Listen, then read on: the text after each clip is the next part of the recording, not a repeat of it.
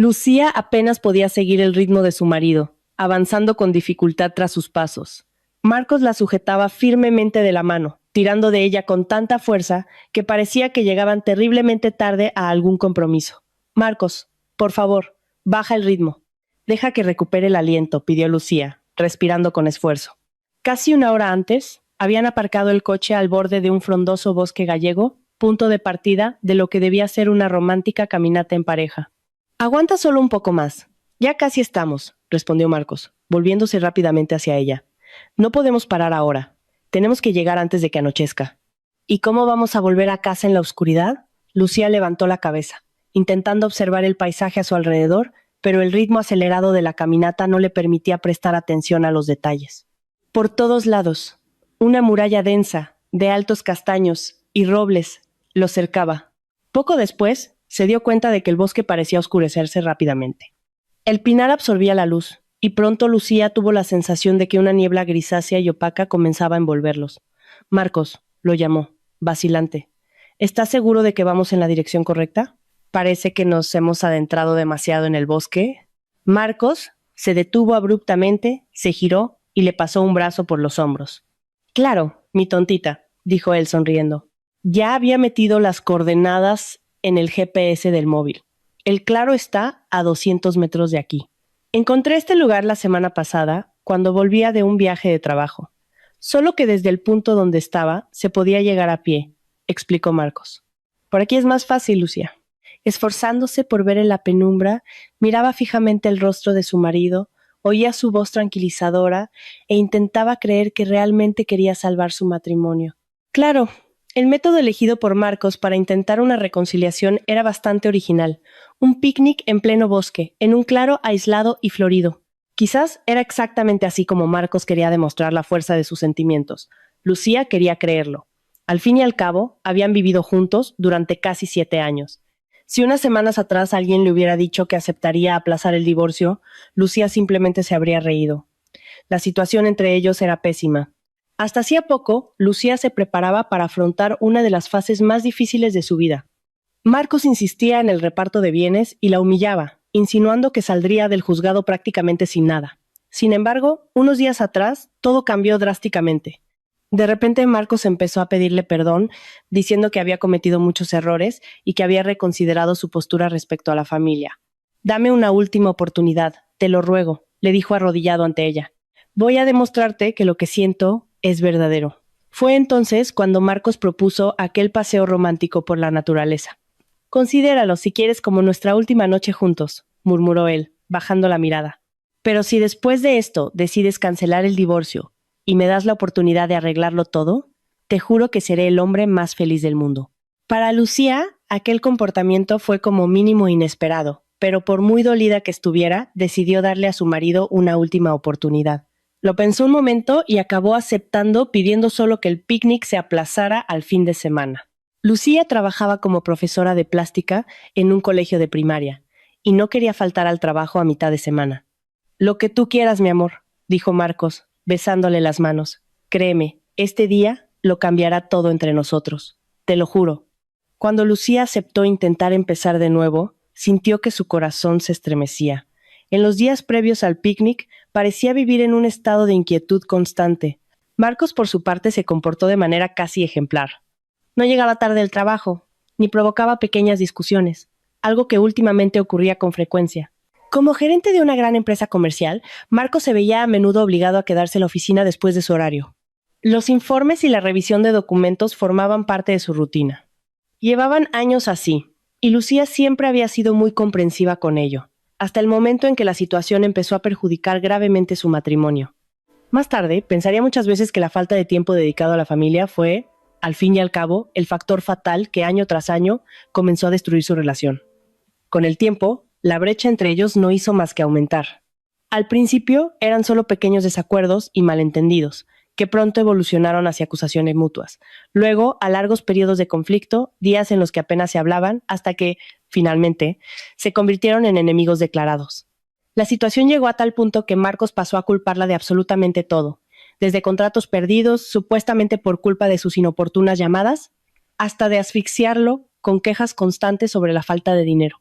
¿Pero qué demonios te llevó a ese centro comercial?, gritaba él. Vives quejándote de que no hay dinero y sales por ahí gastando como una loca.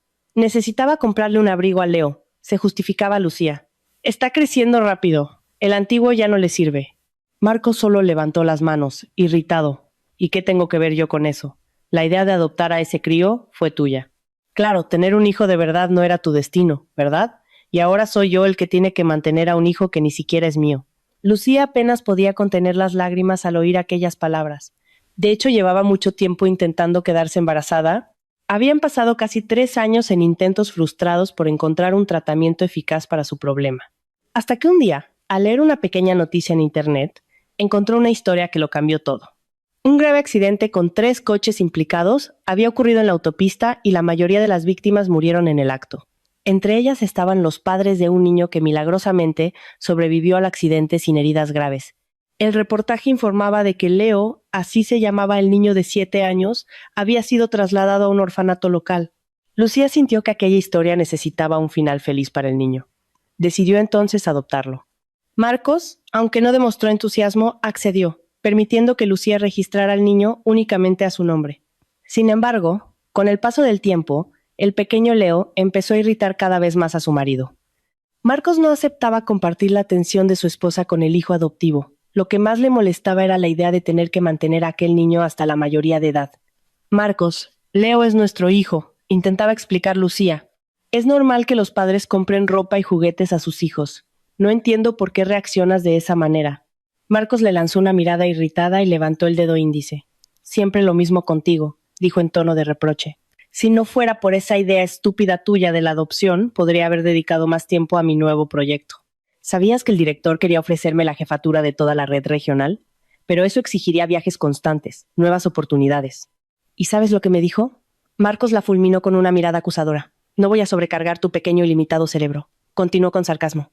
El director dijo que me ofrecería ese puesto con gusto si no tuviera un niño pequeño que cuidar. Enfatizó la palabra ambos al explicar que, en opinión del director, un niño exige la atención constante de ambos padres, y lanzó a Lucía una mirada cargada de expectación. Lucía asintió lentamente. Pues tu director tiene toda la razón, respondió. Los dos trabajamos y sola no podría con todo. Ser padre o madre no solo trae beneficios sociales, también es una responsabilidad seria. Pensé que lo entendías cuando aceptaste la adopción. Marcos negó con la cabeza en un gesto de sarcasmo. Dios mío, ¿a quién intento explicarle algo? Puso los ojos en blanco. Contigo es imposible hablar. Nunca me has entendido. Todos mis objetivos siempre han sido tonterías para ti. Solo retrasas mi crecimiento y mi carrera. Gritaba, escupiendo palabras de rabia, mientras Lucía permanecía inmóvil frente a él, sintiéndose profundamente humillada. Las lágrimas seguían corriendo por su rostro, pero ahora no eran solo de dolor, eran también de indignación y furia.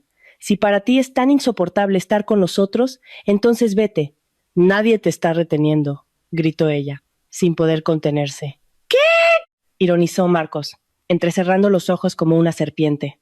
¿Me estás sugiriendo el divorcio? Lucía no pudo responder. Sentía que si decía una palabra más, se derrumbaría por completo. Aquel día necesitó reunir toda la fuerza que aún le quedaba para calmarse y recuperar el control. Se encerró en su habitación y no permitió que Marcos se acercara hasta que estuvo segura de que podría hablar, sin perder la compostura. Lucía sabía que no podía continuar de aquella forma, pero tampoco quería tomar una decisión precipitada, forzando un divorcio en el calor de la ira. Bajando al primer piso de la casa, se preparó para intentar tener una conversación tranquila con su marido y resolver en la medida de lo posible el malentendido entre ellos. Sin embargo, al acercarse a la cocina, oyó a Marcos hablando con alguien por videollamada. Al principio, pensó que era algo relacionado con el trabajo, pero la voz al otro lado de la línea era nítidamente femenina. Osito, no sé, creo que ya va siendo hora de que cortes ese nudo y abandones de una vez a tu pava. Lucía, sin creer lo que oía, se apoyó en la pared y espió discretamente por la puerta. Su conmoción aumentó aún más al ver, en la tablet de Marcos, la imagen de una mujer morena y atractiva, y, para empeorar las cosas, semidesnuda. Valeria, tenemos que ser cautelosos, decía Marcos. Cada paso tiene que estar bien pensado. Y después, ¿cómo va a parecer eso ante mi jefe? Si simplemente abandono a mi familia así, parecerá muy normal, exclamó Lucía, irrumpiendo de repente en la cocina. En un impulso, le arrancó la tablet de las manos a Marcos y la arrojó con fuerza contra el suelo de mármol. ¡Te has vuelto loca!, berreó Marcos, arrodillándose para recoger el dispositivo, desesperado. En segundos, su rostro se puso rojo como un tomate. ¿Qué has hecho, idiota?, gritó él. ¿La has roto? ¡Has roto mi tablet del trabajo! Ahí estaban todos los documentos, los correos electrónicos. Lo he visto, respondió Lucía, mirándolo con una sonrisa triunfante. He visto tus correos de trabajo, y también a tu amante, a la que probablemente le escribes desde ahí. La paciencia de Lucía estalló como una enorme burbuja de jabón. Explotó, sus emociones se desbordaron sin control. ¿Así que así es como me llamáis a mis espaldas? ¿Yo y esa descarada tuya, la pava clueca? Genial. Ahora por fin tendrás la libertad que tanto querías. Cállate la boca, imbécil, amenazó Marcos. No me saques de mis casillas. Menos mal que Leo está en el colegio y no ha oído esta locura tuya. Pero Luciano se calló, se cruzó de brazos y lanzó al traidor una mirada desafiante. Qué curioso. Ahora, ¿te acuerdas de que tienes un hijo, no? ¿Y no sientes vergüenza? ¿Cuánto tiempo llevas con esa mujer? ¿Medio año? ¿Un año? ¿Alguna vez pensaste en contármelo? ¿O ibas a seguir humillándome, ofendiéndome y luego divirtiéndote en los brazos de esa vulgar? El rostro de Lucía ardía de furia. Ya no pensaba tolerar más el desprecio con el que había sido tratada, y ya que te has acordado de Leo, puedes estar seguro, nos las arreglaremos muy bien sin ti. Mejor ningún padre que un padre mezquino y traicionero como tú. Sin decir una palabra, Marco se levantó bruscamente, tiró la tablet rota a la basura y se giró hacia su esposa, mirándola en silencio. Los ojos de Marcos brillaban con odio. Cierra esa boca, dijo él en un tono bajo pero amenazador, o te la cerraré yo mismo. Inténtalo, replicó Lucía levantando la mano para detenerlo. Y me encargaré de contarle a tu director quién eres realmente. En aquel momento Lucía sentía mucho miedo, pero sabía que si no se enfrentaba a Marcos ahora, seguiría en silencio, tragando humillaciones y ofensas una tras otra. La traición había sido el golpe final, imposible de ignorar. Mejor, pensaba Lucía, enterrar este matrimonio de una vez por todas que esperar a que se pudra y me cause aún más dolor en el futuro. «¡Sal de esta casa!», gritó ella, señalando la puerta de entrada. «Mañana mismo solicitaré el divorcio. Ahora eres libre. Corre con tu amante y no te vuelvas a acercar a mí ni a mi hijo. ¿Me has oído?». El rostro de Marcos se deformó en una sonrisa siniestra. Las llamas diabólicas seguían danzando en sus ojos. «No esperaba esto de ti, mujercita», gruñó él. «Pero hay un problema. No me voy a ir de esta casa. Es tan mía como tuya. ¿Quieres el divorcio? Genial. Pero que sepas una cosa, te aplastaré como a un insecto. Tú y ese hijo adoptivo tuyo no os quedaréis con absolutamente nada». Por el tono de voz y la mirada amenazadora, Marcos dejaba claro que estaba dispuesto a llevar la lucha hasta el final, pero Lucía no quiso rebajarse. Sin prolongar aquella horrible escena, subió en silencio a su habitación. Desde entonces, pasaron casi 2 semanas. En ese periodo, Lucía solicitó sola el divorcio y esperó en vano a que su marido hiciera lo mismo. Para su desagradable sorpresa, Marcos no tenía ninguna prisa. Lucía no sabía que toda aquella escenificación de amenazas había sido solo un intento de asustarla. Marcos era demasiado mezquino y calculador para dividir de buen grado, incluso lo poco que habían construido juntos en casi 7 años de matrimonio. Tras reflexionar mejor, se dio cuenta de que gastaría más dinero contratando buenos abogados de lo que realmente conseguiría recibir. Entre los bienes de la familia estaban una casa grande, donde ahora convivían en una guerra silenciosa. Un buen coche a nombre de Marcos, pero comprado con el dinero de los dos, y además una cantidad considerable en una cuenta conjunta, suficiente para vivir cómodamente durante al menos un año. Marcos sentía un verdadero pavor solo de imaginar que todo aquel patrimonio que consideraba fruto exclusivo de su propio esfuerzo pudiera ser dividido por igual, o peor aún, que la mayor parte se quedara con Lucía, ya que tras el divorcio sería vista como madre soltera. Esa perspectiva le hizo cambiar de idea rápidamente. Al final, Marcos pasó a querer revertir la situación e intentar reconquistar la confianza de su esposa. El día que propuso el picnic de la reconciliación, Marcos juró con toda la convicción que había terminado su aventura con la amante y que ahora su corazón y su alma pertenecían solo a Lucía y a su hijo. «Lucía, con Valeria se acabó todo», decía él con fervor. «Me di cuenta de por quién te cambié. Es increíble cómo pude ser tan ciego. Ella solo quería mi dinero y yo me dejé llevar por la apariencia». Viendo la desconfianza evidente en los ojos de Lucía, Marcos decidió jugar su carta de triunfo. Sacó del bolsillo lo que consideraba su mayor argumento. «Este verano nos vamos de viaje juntos a la costa. Yo, tú y el pequeño Leo. ¿Quieres? Te prometí llevaros hace tanto tiempo, pero siempre lo posponía. Decías que no querías involucrarte con nuestro hijo, dijo Lucía, mirándolo directamente. ¿Por qué has cambiado de idea? Marcos desvió la mirada por un instante, intentando inventar rápidamente una respuesta. Pronto se le ocurrió una gran idea. Lu, no te lo vas a creer, pero tengo que decírtelo, comenzó, esforzándose por parecer conmovido. Cuando me quedaba solo en la oficina, en las noches frías y vacías, me di cuenta. No tengo heredero. ¿Para quién estoy luchando? ¿Qué puede ser más importante que la familia? Marcos negó con la cabeza como si estuviera sinceramente arrepentido. Lucía, lo sé. Probablemente fui un pésimo padre para Leo, pero eso va a cambiar, te lo juro. La gruesa capa de hielo que Lucía había formado alrededor de su propio corazón comenzó a resquebrajarse levemente. Sus ojos se llenaron de sombras y Marcos, al darse cuenta, la abrazó con fuerza.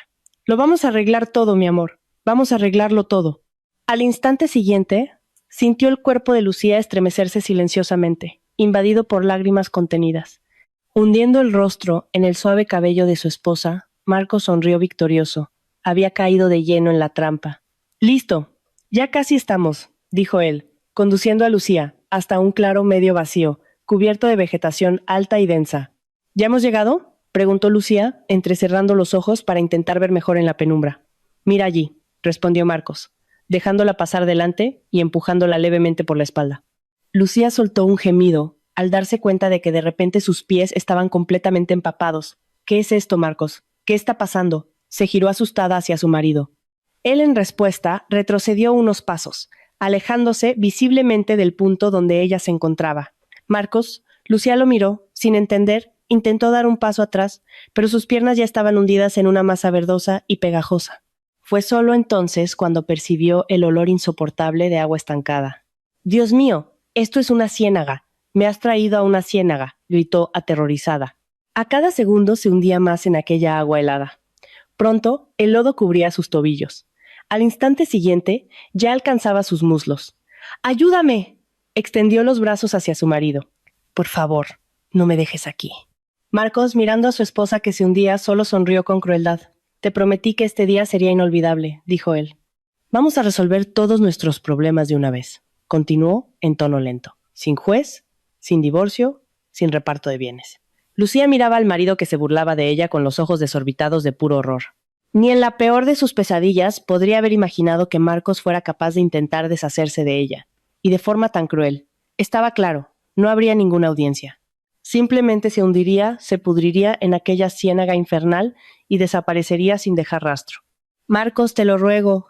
Sácame de aquí», suplicaba Lucía, intentando mantener el cuerpo lo más inmóvil posible para retrasar el hundimiento. «Te doy todo lo que quieras. Solo no hagas esto. No cometas este error. Te arrepentirás. Lo llevarás contigo para siempre». Pero Marcos solo negó lentamente con la cabeza. Sus ojos brillaron en la penumbra, y por un instante, Lucía tuvo la sensación de que estaba poseído por algún tipo de demonio interior. «Perdóname, Lucía», dijo él con falsa compasión, «pero no puedo actuar de otra manera. Has envenenado mi vida, ahora pagarás por ello». Sintió el lodo frío alcanzar su pecho. Fue entonces cuando, de repente, algo vibró en el bolsillo interior de su chaqueta. «¡El móvil! ¡Maldita sea!», susurró Marcos entre dientes. Empezó a moverse, inquieto, pisando con cautela mientras miraba a su alrededor, cada vez más nervioso. Mientras tanto, Lucía, con manos temblorosas, intentaba coger el teléfono. Cuando finalmente consiguió sujetarlo, vio quién llamaba. Era su hijo. «Leo», consiguió gritar Lucía al contestar, pero al instante siguiente un violento golpe alcanzó su mano. El móvil salió volando y cayó con un sonido ahogado en alguna parte de la ciénaga. Lucía oyó un sonido repulsivo de burbujas. El aparato se hundía, y ella sabía que el mismo destino le esperaba pronto. «Se acabó, querida», dijo Marcos con voz gélida. «Simplemente acéptalo. Intenta pensar en algo bueno. He oído que eso ayuda antes de la muerte. ¿Crees que te saldrás con la tuya?», respondió Lucía con firmeza. «Si muero ahora, te juro que volveré y te atormentaré a ti y a tu muñequita desde el más allá. Nunca tendrás paz, Marcos. ¿Me estás oyendo?». Apenas terminó de decir esas palabras, un extraño crujido resonó desde el bosque detrás de Marcos. Una sombra de miedo cruzó su rostro. Se giró asustado.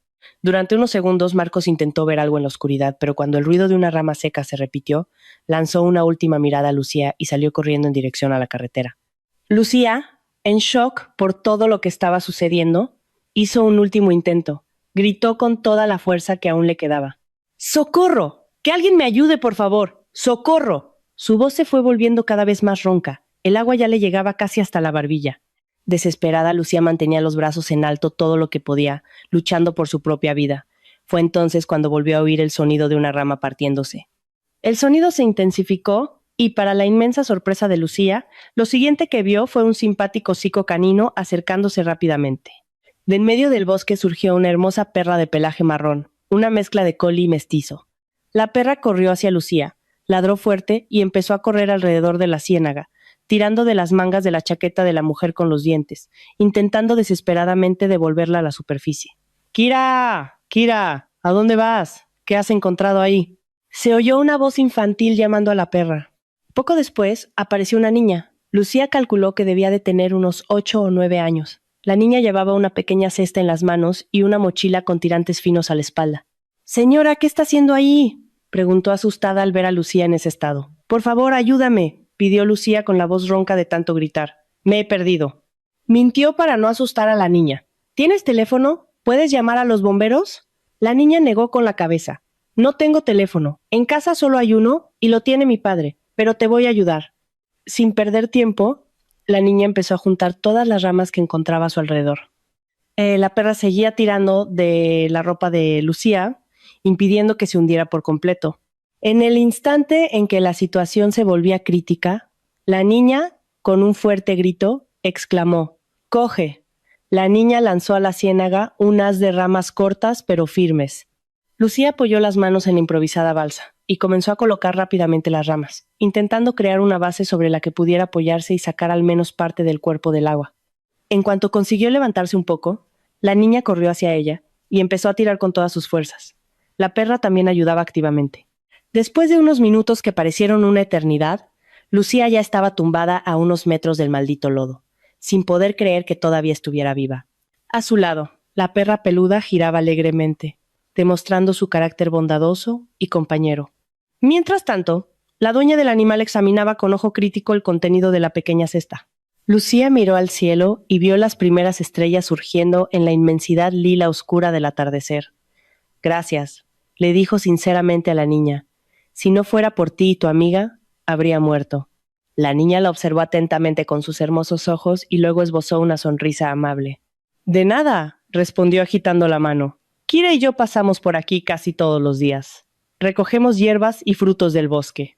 «¿En serio?», se asombró Lucía. «Sí», confirmó la niña, asintiendo. «Luego mi padre y yo lo vendemos todo en el mercadillo del pueblo. De eso vivimos». Lucía se sorprendió al saber que la niña vivía con su padre en un lugar tan apartado, sin rastro de civilización, sin ni siquiera una conexión decente a internet, pero prefirió no comentar nada para no entristecer a la pequeña. Lucía había sobrevivido, pero ahora se enfrentaba a otro problema.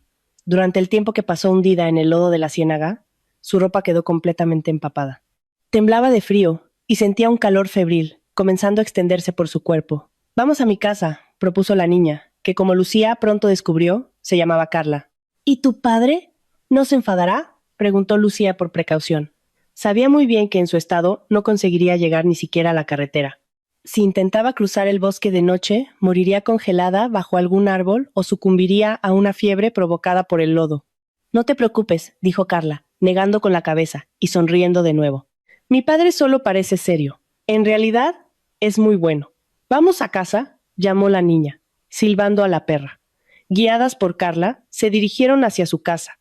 Caminaron durante aproximadamente media hora hasta llegar a una pequeña pero sólida cabaña de madera. Era un lugar muy tranquilo y probablemente hermoso durante el día, aunque a Lucía le costaba percibirlo ahora, pues la oscuridad ya dominaba el bosque. «Así que se perdió, ¿eh?», preguntó de manera poco acogedora el hombre que las recibió en la puerta. Se llamaba Miguel y además de residente local, también era conocido como el curandero de la región. «Y ni se molestó en mirar un mapa», continuó él, lanzando a Lucía una mirada desconfiada. «No sabía que estas zonas son, digamos, nada amigables». En ese momento, Lucía quiso desaparecer de la vergüenza, pero no tenía dónde ir. Sabiendo que no tenía otra opción, decidió contarle toda la verdad al curandero. Después de escucharla con atención, Miguel le pidió que esperara y se alejó hacia la pequeña cocina, donde su hija estaba preparando un té caliente para la huésped. Con un mal presentimiento, Lucía se acercó discretamente a la cocina y consiguió oír la conversación. «Carla, ¿qué has hecho esta vez? ¿A quién has traído a casa?», regañó Miguel. «Puede quedarse aquí hasta el amanecer, pero en cuanto salga el sol, debes llevarla hasta la carretera y que resuelva su vida». «Pero papá, está enferma», protestó Carla. «¿Cómo vamos a dejar que se vaya así, con fiebre? Y además, has oído su historia. La señora Lucía ha pasado por algo horrible. No podemos darle la espalda». Miguel solo negó con la cabeza en respuesta. «Esa mujer no puede quedarse aquí. Es una extraña. Que consiga que alguien la lleve y vuelva a la ciudad». «No sabemos quién es en realidad. ¿O quieres que de nuevo te llamen brujita en el colegio? ¿Has olvidado por qué nos mudamos aquí? Entre esa gente no había lugar para nosotros». Lucía tosió fuerte, anunciando su presencia. Miguel se giró para mirarla. Lucía bajó la mirada y con voz firme dijo: «Créame, no quiero traerles problemas, pero no puedo volver a la ciudad ahora. Al menos no hasta que encuentre una solución para lidiar con mi marido. Tiene a mi hijo Leo. Solo tiene 9 años», continuó Lucía con la voz entrecortada. «Tengo miedo de que Marcos lo use como rehén si descubre que sigo viva», completó.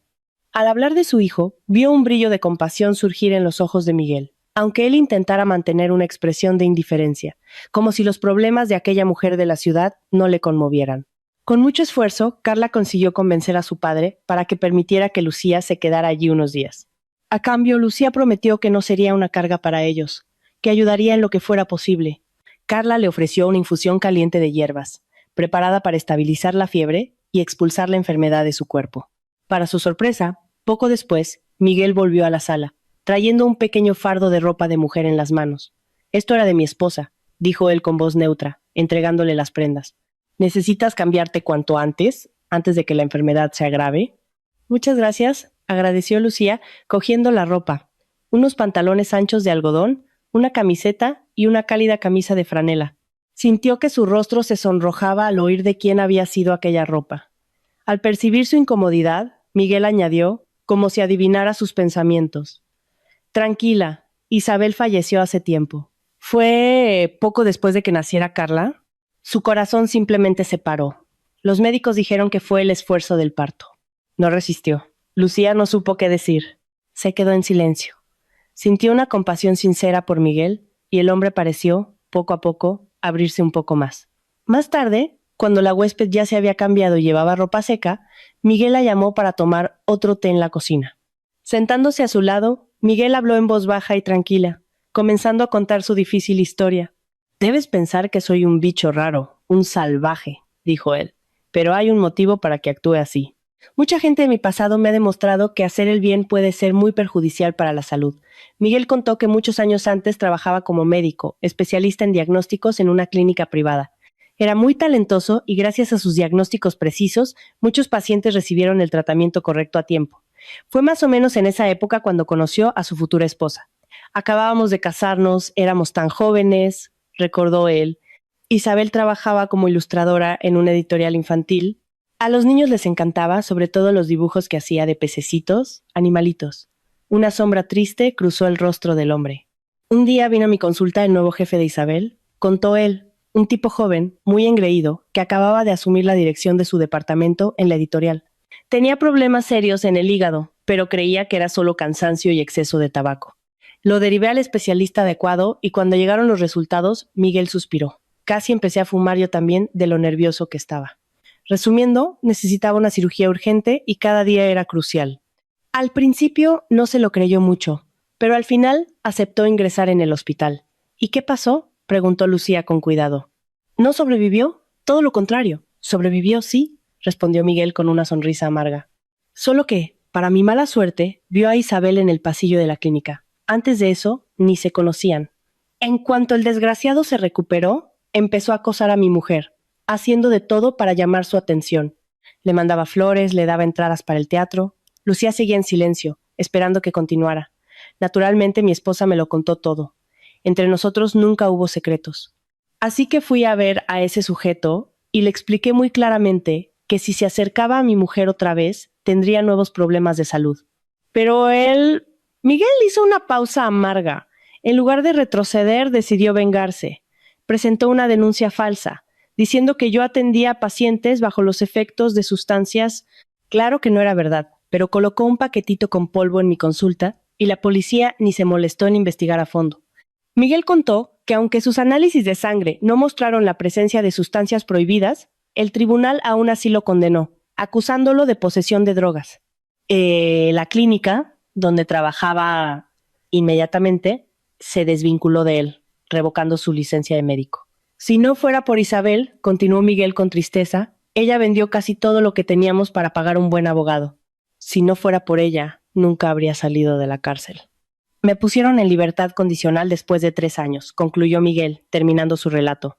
Isabel me esperó y empezamos todo de cero, solo que como médico nunca más conseguí trabajo. ¿Quién iba a querer contratar a un especialista con antecedentes penales? Lucía sintió una compasión verdadera por el hombre. Sabía muy bien lo que era perderlo todo de la noche a la mañana y quedarse cara a cara solo con el propio destino.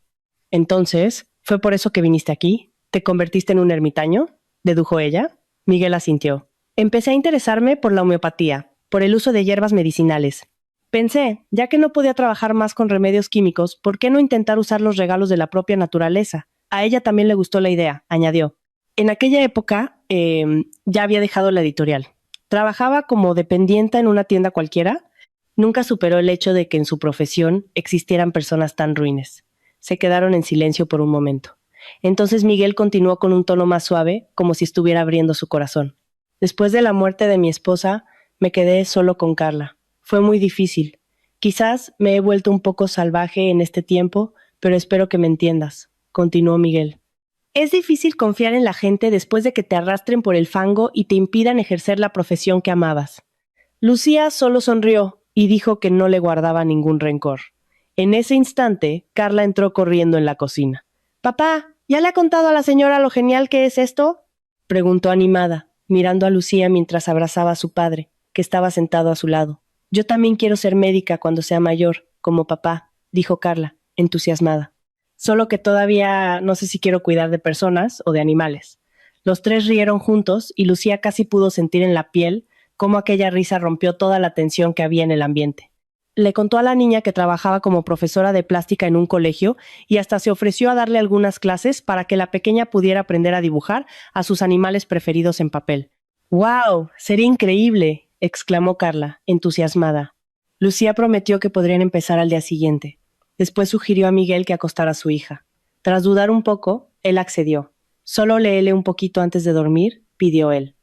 Hay unos libros en la estantería, ilustrados por su madre cuando aún vivía. Lucía asintió en silencio y siguió a la niña hasta su habitación. Aquella misma noche, Marcos volvió a casa con el corazón latiendo aceleradamente de excitación. Aún no podía creer que hubiera logrado llevar a cabo su plan, deshacerse de la mujer que tanto despreciaba. Increíble, vibraba interiormente. Finalmente, sin divorcio, sin abogados caros y todo, mi dinero seguirá siendo mío. ¡Ah! Libertad. ¡Qué sensación maravillosa! Llevado por la euforia, Marcos llamó a su amante para compartir la buena noticia. La única molestia que aún quedaba en su vida era el niño del que llevaba tiempo soñando con deshacerse. Pero por el momento, Marcos aún no había encontrado una manera de librarse del chico sin llamar la atención. Pensaba, sin embargo, que pronto lo resolvería. «Ah, qué problema más fácil de resolver», dijo Valeria con seguridad, en cuanto Marcos compartió sus dudas sobre el niño. «Solo tienes que inventar que Leo tiene algún tipo de discapacidad mental y mandarlo a un internado especializado, de donde nunca más saldrá». «¿No te parece demasiado cruel?», preguntó Marcos, todavía indeciso. «¿Cruel?», rió Valeria, con un brillo malicioso en los ojos. «¿Quieres que te recuerde lo que acabas de hacer? Me hablas de crueldad precisamente tú, que te has deshecho de tu propia mujer con tus propias manos. Comparado contigo, soy la personificación de la bondad». Valeria explicó que si pagaban y llegaban a un acuerdo con la dirección del internado, encontrarían fácilmente algún diagnóstico grave para el niño. Después de eso, el tratamiento sería tan pesado que en poco tiempo acabaría prácticamente convertido en un vegetal. Así, nada más impediría que los dos vivieran libres. Marcos lo pensó unos instantes y acabó aceptando. Al fin y al cabo, ¿por qué debería preocuparse por el destino de un huérfano que ni siquiera era su hijo de verdad? Fue en ese momento cuando Leo entró repentinamente en la sala. El niño, somnoliento, había visto por la ventana que solo su padre había salido del coche, y no su madre. Eso le preocupó mucho. «¿Dónde está mamá?», preguntó, frotándose los ojos. «Prometió traerme flores y hojas del picnic». Incluso la llamé, pero se cortó la llamada. ¿Dónde está? Marcos se desconectó inmediatamente de sus pensamientos sombríos y colgó la llamada con su amante. Esbozó una amplia sonrisa e intentó calmar al niño. No te preocupes, campeón, dijo, dándole palmaditas en el hombro a Leo. Tu madre ya viene. Quiso quedarse un poco más en el bosque porque vio una familia de ciervos y decidió dibujarlos, por eso aún no ha vuelto. Leo lo miró con evidente preocupación. ¿Pero cómo? Ya es de noche. ¿Cómo va a volver sola? Fue entonces cuando Marcos se dio cuenta de que no sería tan fácil librarse de las preguntas del niño. Decidió entonces adoptar un tono más firme. Ya te he dicho que te calmes. Habló en voz baja, pero en un tono severo. Si te digo que ya vuelve, es porque es verdad. Al fin y al cabo, ¿a dónde más iba a ir? Ignorando la ansiedad del niño, Marcos lo mandó de vuelta a su habitación, diciéndole que necesitaba dormir temprano, pues tenía clase al día siguiente. Se estaba preocupando por nada. Mientras subía la escalera, sintió la mirada de Leo clavada en su espalda, llena de desconfianza y recelo. El niño estaba genuinamente asustado por la desaparición de su madre, especialmente después de aquella extraña y abrupta llamada. Marcos sabía que para que la historia de la desaparición pareciera convincente, él mismo debía acudir a la policía. Así, cuando se iniciaran las búsquedas, podría fácilmente hacerse pasar por un marido desesperado, destrozado por la trágica pérdida de su esposa. Tras esperar el tiempo adecuado para este tipo de situación, Marcos fue a la comisaría y denunció la desaparición. Antes de eso, con la frialdad de un verdadero profesional, eliminó todos los rastros de la presencia de Lucía en el coche que habían usado para ir al bosque. También borró del móvil, del ordenador y de la agenda cualquier mención al picnic. En cuanto a Leo, Marcos planeaba explotar la inestabilidad natural de la percepción infantil. Si el investigador le preguntaba al niño si había visto a su madre ese día, Marcos pretendía afirmar que el niño sufría un apego emocional intenso con ella y que por eso veía a Lucía en todas partes. Al fin y al cabo, pensaba él, ¿a quién creería más la policía? ¿A un padre honesto y angustiado o a un niño histérico y además adoptado? Todos saben, reflexionaba Marcos, que los huérfanos son propensos a mentir para beneficiarse. Para él, la respuesta era obvia. El inspector tomó su declaración y prometió iniciar la búsqueda lo antes posible. Marcos entonces presentó una versión bien ensayada de los hechos. Aquella mañana habría llevado a Lucía a una tienda de bricolaje, pues ella quería comprar herramientas para el jardín trasero de la casa. Después volvió solo a casa. Como Lucía tardaba en regresar, intentó llamarla, pero la llamada no fue atendida. Poco después, su teléfono quedó fuera de cobertura. Desde entonces, no tuvo más noticias de su esposa y, como marido preocupado, decidió avisar a la policía. A pesar de los esfuerzos del equipo policial, que rastreó una amplia zona de la ciudad y sus alrededores, la búsqueda de Lucía fue totalmente infructuosa. Lucía, que había decidido esconderse por un tiempo en la cabaña de Miguel, seguía las noticias en un viejo televisor. En uno de los telediarios, vio a Marcos dando una entrevista a la prensa, con una expresión de dolor en el rostro, hablando de lo mucho que estaba sufriendo. Está siendo muy difícil hacer cualquier declaración ahora, dijo él con voz pausada, apretando teatralmente un pañuelo en las manos. Todo lo que puedo decir es que mi amada ha desaparecido, y ahora solo me queda rezar para que vuelva. Cuando los periodistas casi a coro suspiraron de pena, Marcos continuó. No es solo por mí, ¿entienden? Dijo haciendo una pausa dramática. También está Leo, mi hijo adoptivo.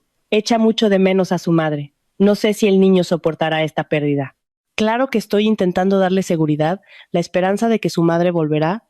Pero Marcos se calló, lanzando una mirada supuestamente devastada a la cámara. Los periodistas comenzaron a bombardearlo con preguntas, pero no respondió a ninguna. Con una mirada sombría, abandonó rápidamente la rueda de prensa. «Canalla», susurró Lucía, indignada, mirando la pantalla. «Finge ser un padre ejemplar y un marido destrozado, pero yo sé quién eres de verdad, un asesino». Y no solo Lucía vio aquella entrevista casi heroica del pobre padre desesperado, doña Carmen, su suegra, también encontraba toda aquella historia muy extraña. Algo dentro de ella le decía que su hijo, tan astuto, tenía alguna culpa en la desaparición de su nuera. Marcos ya se había quejado de su esposa muchas veces, pero no era solo eso lo que la hacía desconfiar. Antes de jubilarse, doña Carmen fue coordinadora en el mismo colegio donde Lucía daba clases.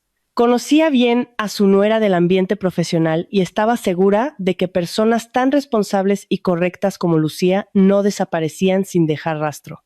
Doña Carmen nunca le deseó el mal a su nuera. En muchas peleas de la pareja, siempre tendía a defender a Lucía, buscando la verdad. Decidida a aclarar sus sospechas, fue a casa de su hijo. En cuanto llegó, llevó a Marcos al despacho, al fondo de la casa, para hablar lejos de los oídos de Leo. Vamos, hijo mío, dijo ella, mirándolo con firmeza. Cuéntame qué pasó de verdad. No pienses que me voy a creer esas historias de desaparición misteriosa. ¿Dónde está Lucía?, preguntó doña Carmen sin rodeos. Marcos solo se encogió de hombros, fingiendo inocencia. ¿Cómo voy a saberlo? ¿Por qué no me crees? ¿Viste la entrevista? Estoy tan preocupado como tú, si no más. Es mi esposa.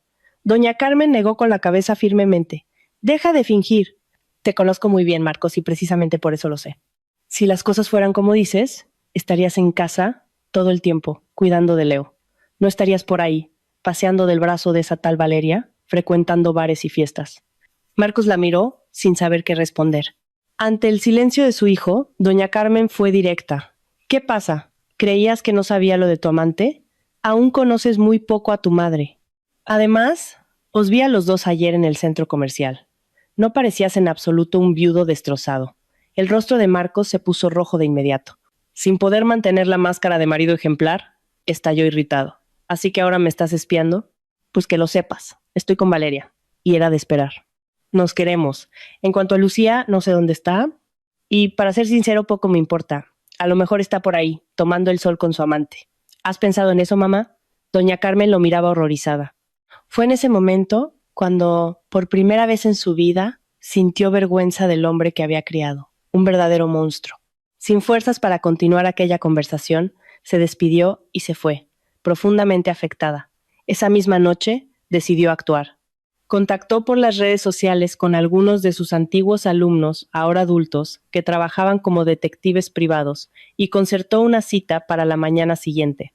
Sentados en una cafetería, doña Carmen les mostró una foto de Lucía y les hizo su petición. Esta historia es muy personal para mí, chicos, dijo emocionada. Lucía no es solo una joven desaparecida, es mi nuera y una persona maravillosa. Estoy segura de que hay algo raro en esta historia, afirmó doña Carmen con firmeza. Lo intentaremos, respondió uno de los detectives. Pero ya le avisó, no será un caso fácil. Puede llevar tiempo. Y usted debe estar preparada para la posibilidad de que su nuera ya no esté viva. No quiero asustarla, pero generalmente si una persona no es encontrada en los primeros días, las posibilidades de éxito disminuyen drásticamente. Estoy preparada, respondió doña Carmen en voz baja, secándose discretamente las lágrimas con un pañuelo de papel. Mientras tanto, Lucía, que ya llevaba una semana escondida en la cabaña del curandero, cumplía su promesa de no ser una carga para sus anfitriones. Acompañaba a Carla en sus caminatas por el bosque y ayudaba a la niña a clasificar y separar las hierbas recogidas. Durante esos paseos, Carla le enseñaba sobre la naturaleza y el uso medicinal de las plantas. Con una facilidad impresionante, la niña identificaba cada hierba que encontraban. Esto es hipérico, ayuda con las inflamaciones, explicaba Carla. Y también está la corteza de sauce blanco y el espino albar. Son geniales para cerrar heridas y detener hemorragias. ¿Y esto de aquí?, preguntó Lucía, curiosa, extendiendo la mano hacia una hoja verde y aterciopelada que crecía a ras de suelo. ¡No!, exclamó Carla, logrando sujetarle la mano a tiempo. Esa planta es muy venenosa. Te llenarías de ampollas si la tocaras. Lucía se admiraba de lo mucho que sabía aquella niña. Quizás era difícil para Carla vivir aislada, lejos de la gente, pero la niña comprendía perfectamente los procesos de la naturaleza, y en lo que respecta a las hierbas, Carla ya era casi una experta. Lucía, por su parte, le correspondía enseñándole a pintar con mucha alegría, en los momentos en que todas las tareas de la casa estaban hechas. En cuanto terminaba sus obligaciones, Lucía corría animada a la habitación de Carla, y comenzaban las lecciones de arte. Miguel, observando la relación entre ellas, veía cada vez más claramente: Carla echa de menos a una madre. Era evidente. Cada día la niña se apegaba más a Lucía. Entiendes que esto no puede durar para siempre, ¿verdad?, comentó Miguel una vez con delicadeza. Quiero decir, Carla ya tiene casi 9 años. Necesita ir al colegio, convivir con otros niños. ¿Para qué?, cortó Miguel con un tono un poco áspero. ¿Para ser humillada, perseguida solo porque le gustan las plantas y las hierbas? No, gracias. Ya hemos pasado por eso.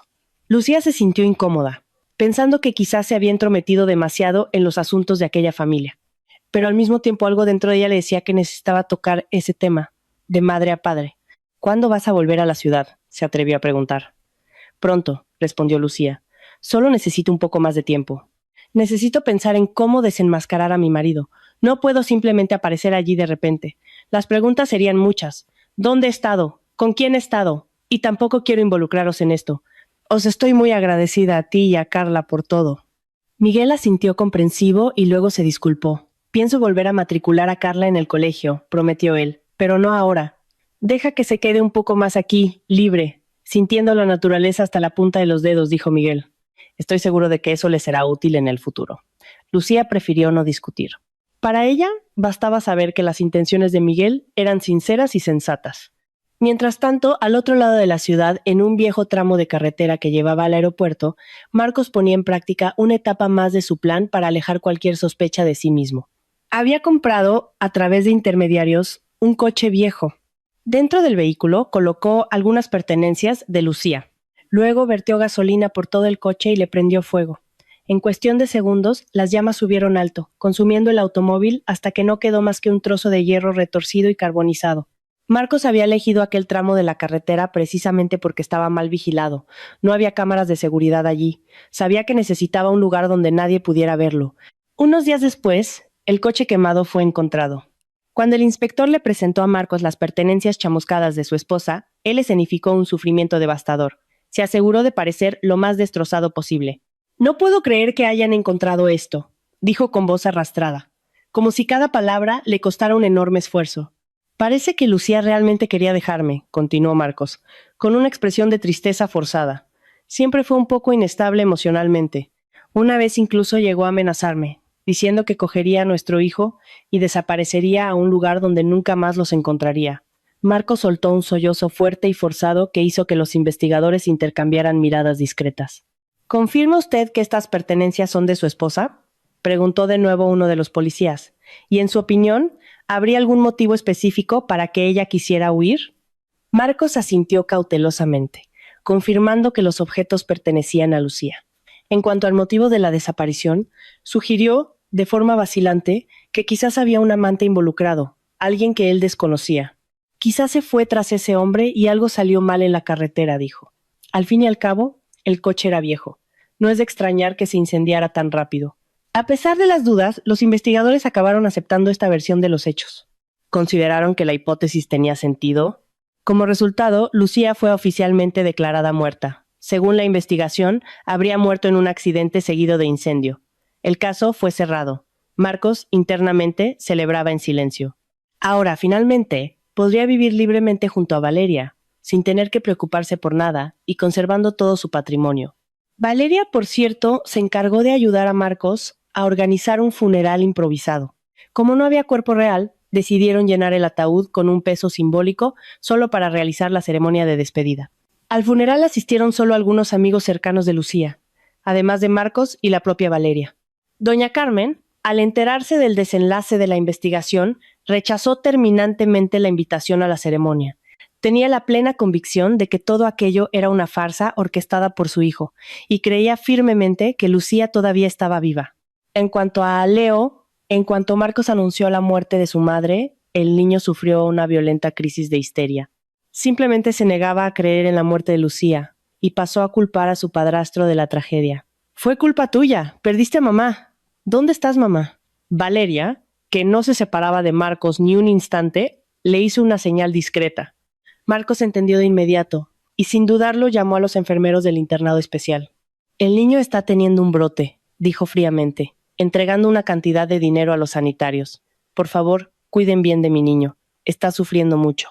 Los enfermeros lanzaron a Marcos una mirada comprensiva, y sin hacer muchas preguntas, prepararon una inyección de un fuerte sedante. «Es solo para que no se debata mientras lo llevamos», explicó uno de ellos con calma. Luego levantaron al niño inconsciente en brazos y lo metieron en el vehículo. El día del funeral, mientras realizaban la ceremonia de despedida en una alameda del cementerio, Marcos notó a un hombre extraño a lo lejos. Era alto, de porte robusto, con cabello oscuro y espeso, al igual que la barba. El desconocido observaba atentamente, sus ojos verdes brillando de forma penetrante. Incomodado, Marcos decidió abordarlo. «Perdón, ¿nos conocemos?», preguntó, intentando sonar casual. «Creo que no», respondió el hombre, de manera evasiva. «Pero quizás conocía a su difunta esposa. Hoy es su entierro, ¿cierto?». El extraño desvió la mirada hacia algún punto en el horizonte, mientras Marcos sentía un escalofrío recorrerle la espina dorsal y la sangre helarse. «¿Cómo sabe eso?», preguntó con voz temblorosa. No sé. Solo lo imaginé, respondió el hombre, ajustándose mejor el cuello de la chaqueta. Hace frío hoy, ¿verdad? Mal tiempo para un picnic. El rostro de Marcos se volvió ceniciento, la boca seca. Era Miguel. Y Lucía le había pedido que fuera al cementerio ese día. Con una sonrisa amistosa, Miguel miró directamente a los ojos del canalla.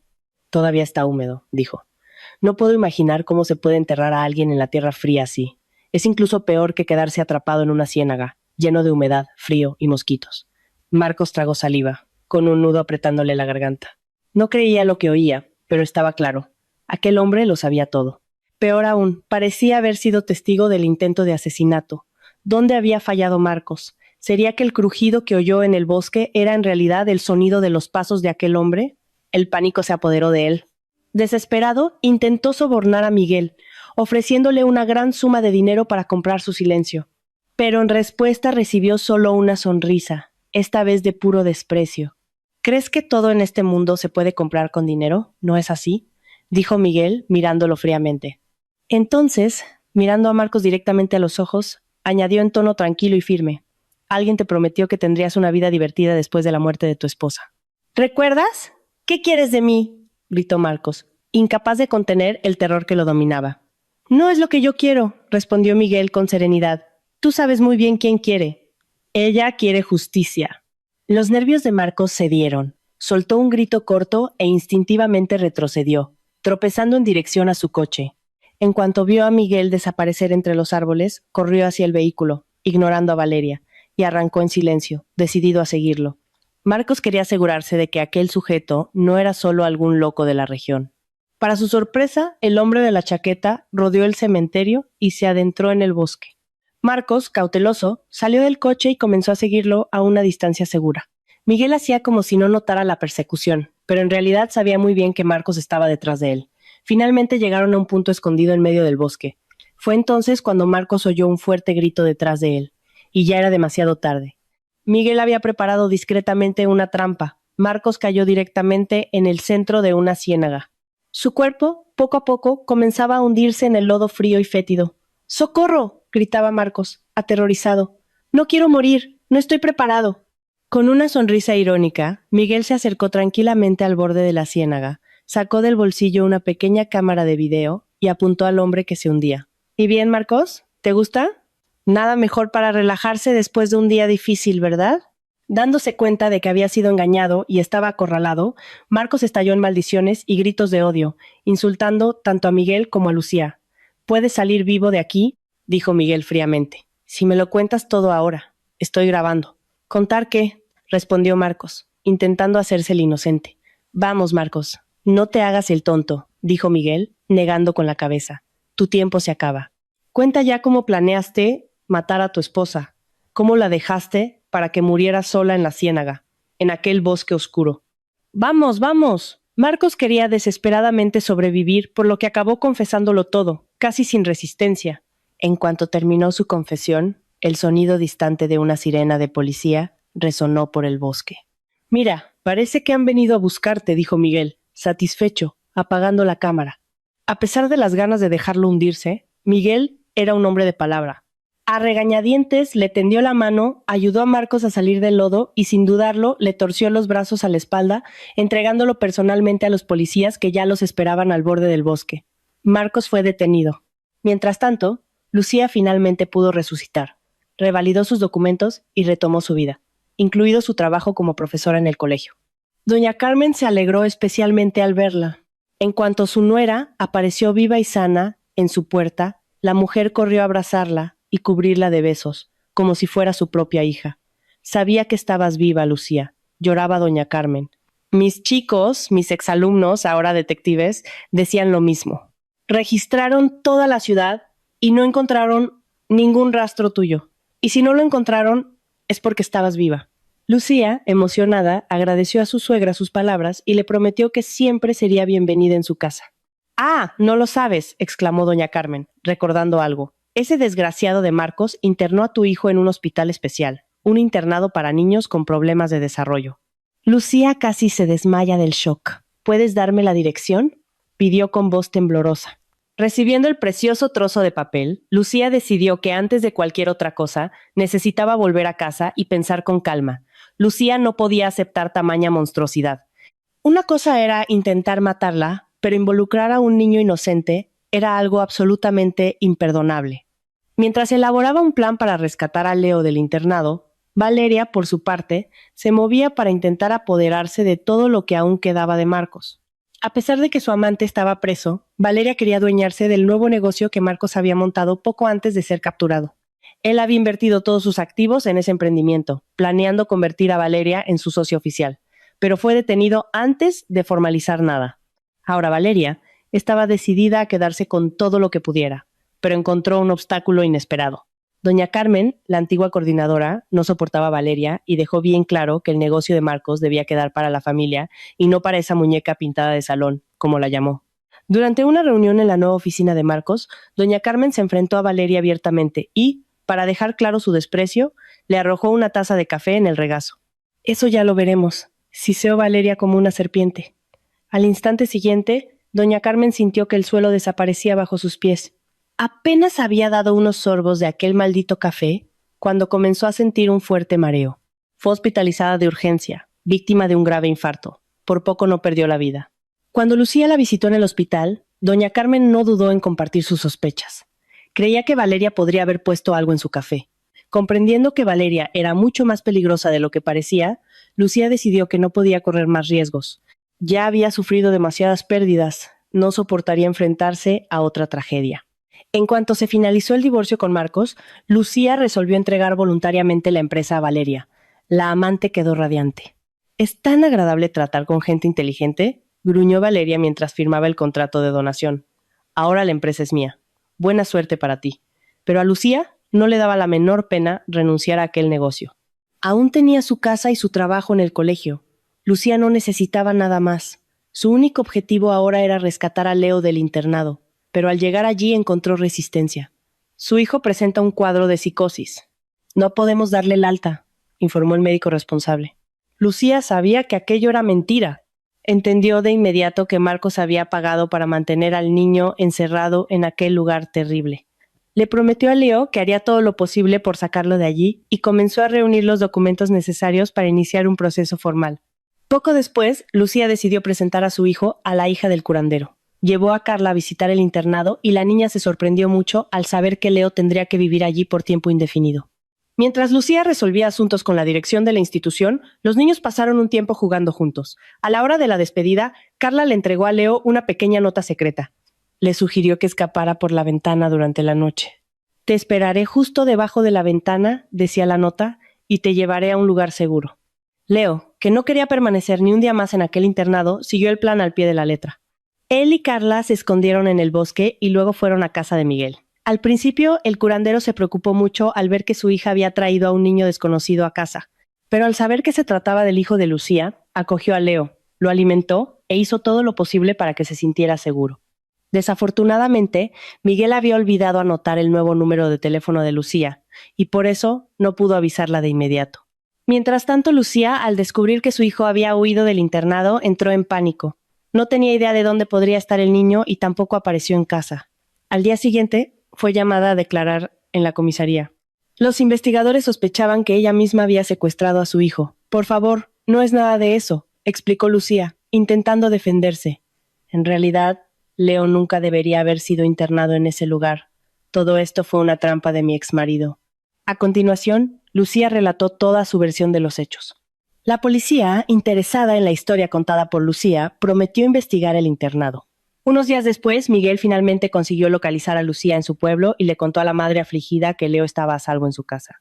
Desafortunadamente, mientras Miguel estaba fuera, la policía ya había encontrado a los niños en la cabaña. Fue necesario contratar a un buen abogado para que su nuevo amigo no fuera acusado injustamente, lo que casi sucedió. Al final de la investigación, el internado no resistió la inspección. Leo fue devuelto a Lucía, que se sintió la madre más feliz del mundo. Los médicos que aceptaron el dinero de Marcos fueron detenidos y castigados por sus actos, así como toda la dirección del internado, que también estaba involucrada en la trama. Con el tiempo, la amistad entre Lucía y Miguel se transformó en un amor profundo. Se casaron y Lucía se convirtió oficialmente en madre no solo de Leo, sino también de la pequeña Carla, que ya la consideraba como una verdadera madre desde hacía mucho tiempo. Lucía, por fin, sentía que su vida había reencontrado el orden y la armonía. Miguel se mudó a la casa de Lucía y junto con los niños formaron una familia unida. Él continuó su trabajo con hierbas y abrió en la ciudad una pequeña consulta de homeopatía. En cuanto a Valeria, las cosas no terminaron tan bien. No era tan inteligente como imaginaba. Incapaz de gestionar los negocios de Marcos, cerró acuerdos desastrosos, perdió todos los activos y acabó declarándose en bancarrota. Después de eso, dejó la ciudad para siempre.